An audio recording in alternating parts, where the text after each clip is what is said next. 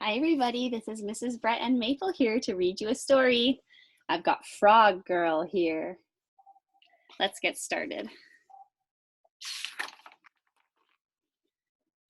Frog Girl by Paul Owen Lewis.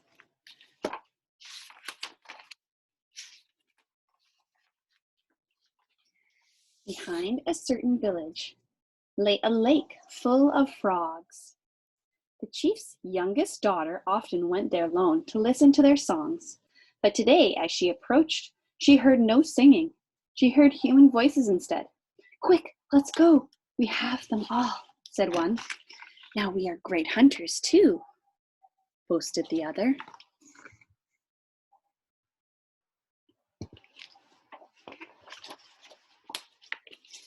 When the two boys had left, she walked toward the lake, listening at first. All seemed quiet and still. Then, close by, a small voice said, "Sister, I am calling you."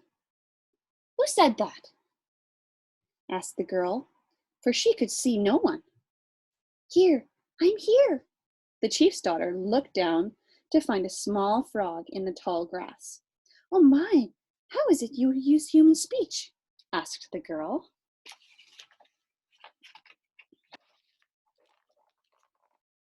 "I will show you.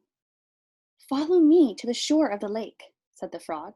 The girl did so, and suddenly it appeared as if a low door had opened before her, but actually the edge of the lake had lifted up. She walked under.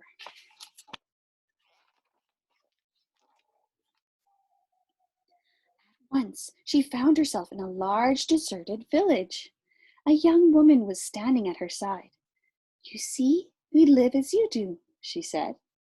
"But where are the people of your village?" asked the girl. "That is what my grandmother wishes to ask you. That is her house behind. Come, this blanket is for you. We shall see her now."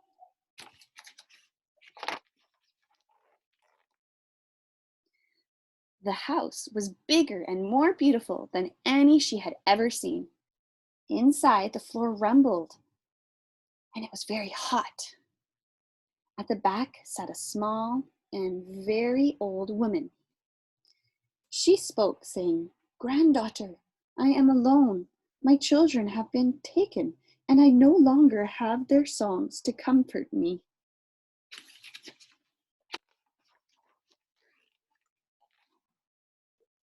"Do you know where my children are?" asked the old woman.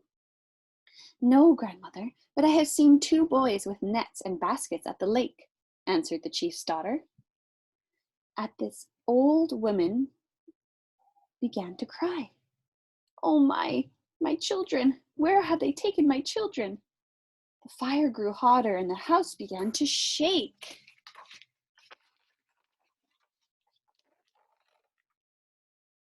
"Quick, sister!" exclaimed the young woman. "You must return to your own village. I fear something terrible is about to happen there." "But how?" asked the girl. "Close your eyes and think of the lake. Only do not think of this place." The girl did so, and there she was on the shore of the lake again. But it was no longer still and quiet as before. Black smoke filled the air, and thunder roared in the distance.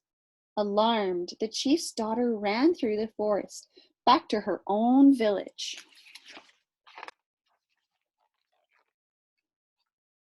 But there was no one there. The volcano was erupting, and the forest was on fire.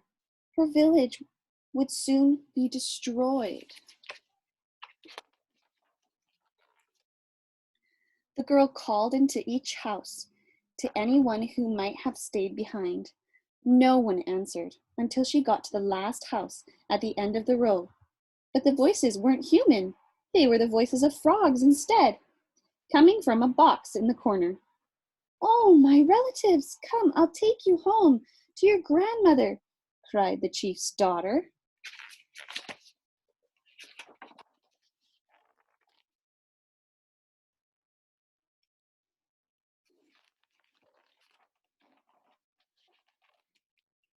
Eagerly, the frogs slipped beneath the surface of the lake. Farewell, my sisters and brothers. I must look for my own family now, said the chief's daughter.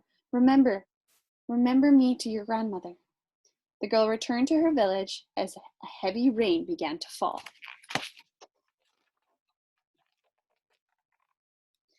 Many canoes were landing on the beach. Her people were returning now that the rain had put out the fires. Father, mother, I am here, she shouted as she ran to meet them. Daughter, where have you been? What has happened here? Asked the chief.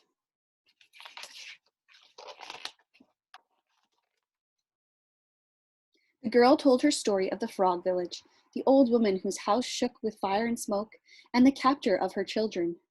You see, she finished, there are sisters and brothers. We should treat them so. But it was becoming difficult to hear her. The frogs were singing again. The end. Thanks for listening in with Maple and Mrs. Brett. Bye.